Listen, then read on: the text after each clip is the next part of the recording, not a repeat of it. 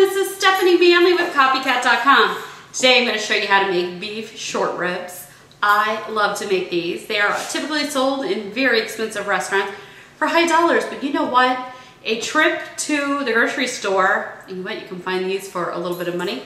My big tip here is if you can find a nice ethnic grocery store, they tend to be even cheaper because there's not a premium on them, and I don't understand why there should be. It's because they come off the rib, so they are very nice and meaty, but they're also well marbled. You can see.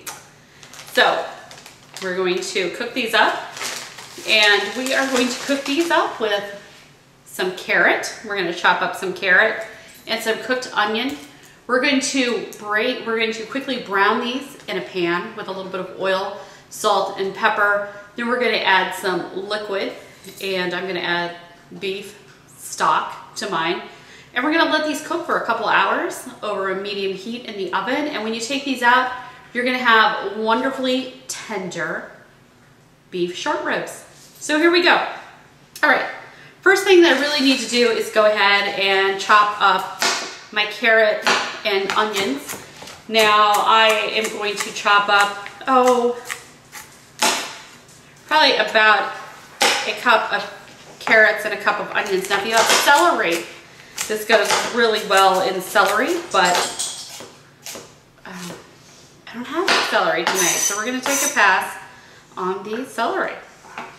So this is very, very flexible. Use whatever you have on hand. Again, about a cup of each. The carrots are going to add a really nice sweet flavor, and the onions will as well. And if I can make this video without everyone giving me their opinion tonight, I'll be doing well. Okay, so we're just going to chop up. I'm going to chop up about a half an onion here. I have a really large onion tonight, so that's going to be about a half a cup or so of onions. You don't have to do them in too fine of a chop because they're going to cook for a while, so they're going to cook down a lot. All right, so in this large size pot here, I've added a couple tablespoons of, I believe it was olive oil, and I went ahead and sweated my carrots and onions. Now I always add a little bit of salt when I begin to sweat out onions because it helps them brown a little bit more.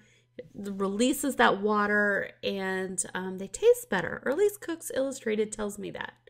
So we're going to pull out most of the carrots and onions, and then we are going to brown our seasoned short ribs. I just seasoned them up with a little bit of seasoned salt and some smoked paprika.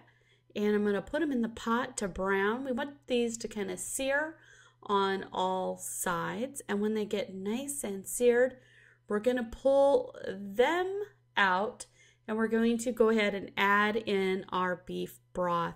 And we really want to kind of scrape the sides of the pan here to pick up all of those wonderful crusty bits. I know you're thinking, Stephanie, that looks really burnt. I promise it's fabulous once you start to cook this.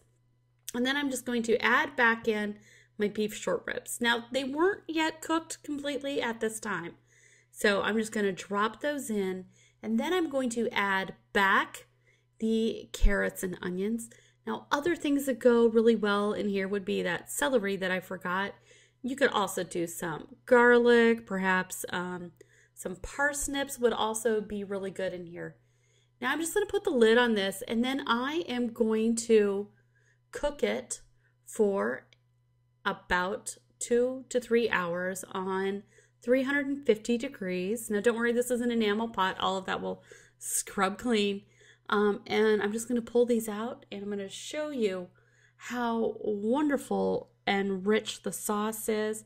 You could easily turn the sauce into a gravy, but right now this meat is so tender. You could almost cut it with a fork.